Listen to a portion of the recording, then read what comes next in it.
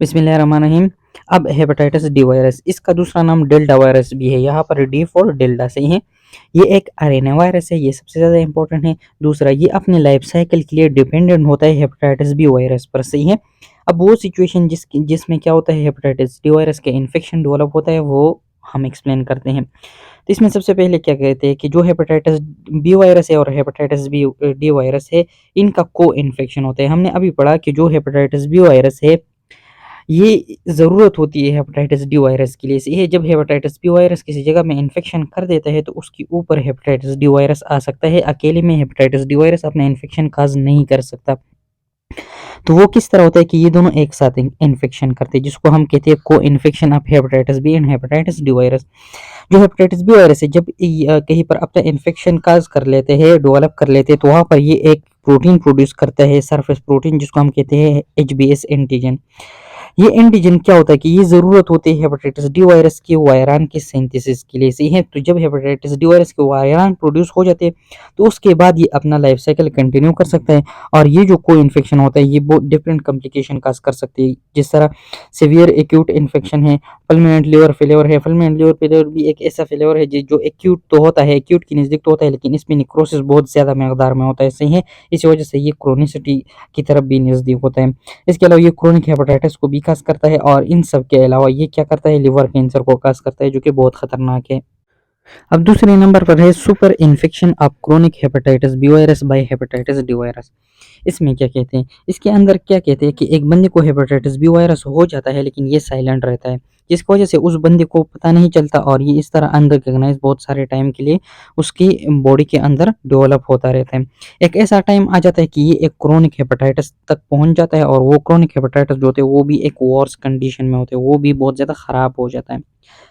तो 30 to 50 days later hepatitis B D virus फिर appear हो जाते हैं। इस वर्सनिंग क्रोनिक हेपेटाइटिस के बाद 30-50 दिन तक फिर क्या हो, हमारे पास हेपेटाइटिस डी वायरस अपीयर हो जाते हैं।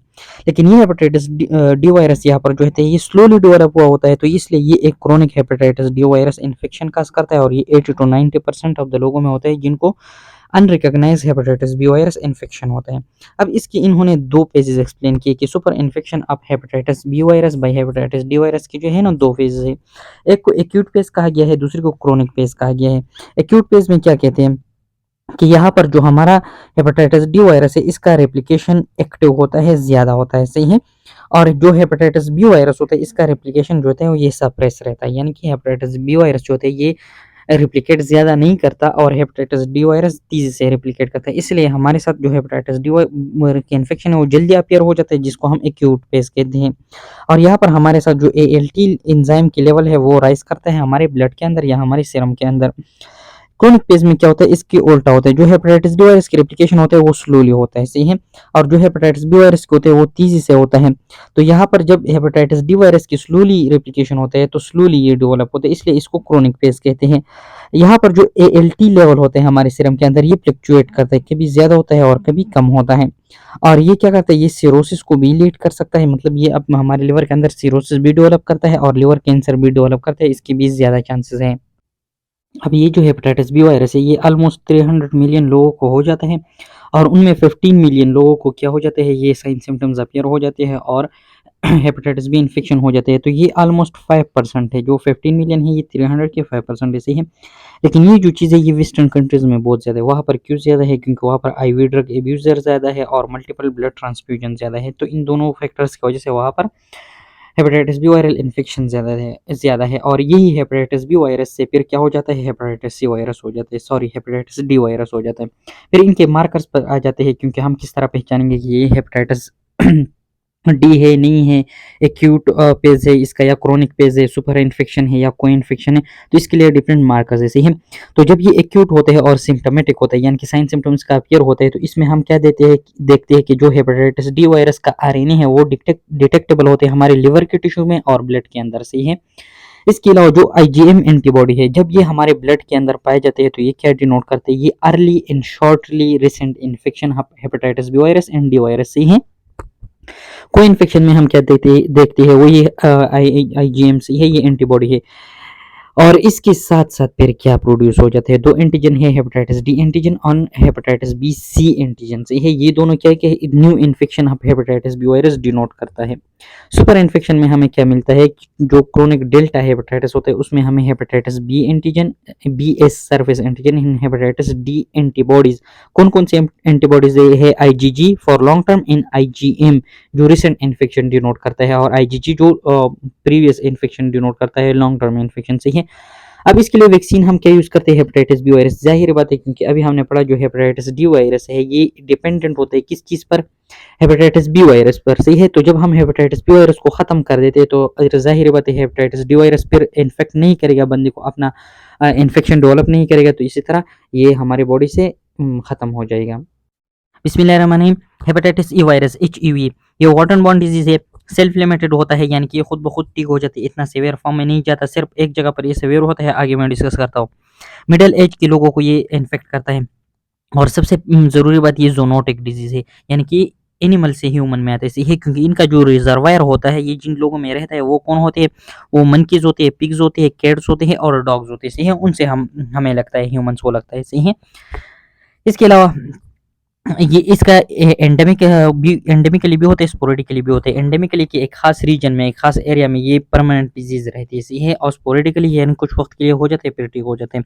तो वो कौन कौन से एरियाज है, वो एशिया है, इंडियन सब कॉन्टिनेंट है, सब सहारा अफ्रीका है, इन मेक्सिको है, सही है। और स्पोरेडिकली ये कहाँ-कहाँ पर होते हैं, जो फिक फार्मिंग एरिया होते हैं, या ऐसे लोग जो होते हैं जो कहीं हाई इंसिडेंट एरिया होते हैं, जो एंडेमिक एरिया होते हैं उसमें चले जाते हैं और उससे वो वापस ट्रैवल करते हैं अपने इलाके को, तो उन जगहों को भी, वहाँ पर भी लोगों को इन्फेक्ट कर सकते हैं। तो स्पोरेडिकली ये इस तरह होता है। इसके अलावा जो हेपेटाइटिस ई वायरस होता है ये क्या करता है, ये एक्यूट हेपेटाइटिस खास करता है इंडिया में, जो कि 30 टू 60% है, और ये हेपेटाइटिस ए वायरस से भी ज़्यादा है, ये ऑलमोस्ट 25% ऐसी है। अब मैंने जो बोला था कि एक जगह पर ये खतरनाक है, वो क्या है, प्रेगनेंसी में। प्रेगनेंसी में जब ये हो जाता है तो इसका मोर्टेलिटी रेट भी है, यानी 20% ऑफ द लोगों, जिन लोगों को हो जाता है उनमें 20% लोगों को ये मार देता है, सही है। मोस्टली जो हेपेटाइटिस ई वायरस है ये नो परसिस्टेंट वायरीमिया, यानी कि ब्लड में अंदर नहीं जाता, और इसकी तरह ये वो काज नहीं करता, क्रोनिक फॉर्म आपका काज नहीं करता, क्रोनिक लिवर डिजीज काज नहीं करता, फुलमिनेंट फॉर्म इवन नहीं का बी नहीं काज करता। ये एक सेल्फ लिमिटेड डिजीज होते हैं, सही है। इसका जो इंक्यूबेशन पीरियड है वो 4 टू 5 वीक्स है। अब इसके स्ट्रक्चर के बारे में बताते हैं। सबसे पहले कहते हैं कि 1983 में ये डिस्कवर हुआ, ये इनवेलप्ड है, सही है, पॉजिटिव स्ट्रैंड आरएनए वायरस है। जो हेपेटाइटिस ए वायरस था वो डीएनए, सॉरी हेपेटाइटिस ए नहीं, हेपेटाइटिस बी वायरस जो था वो डीएनए वायरस था, बाकी आरएनए है। इसका जो जीनस है वो हिप वायरस है, सही है।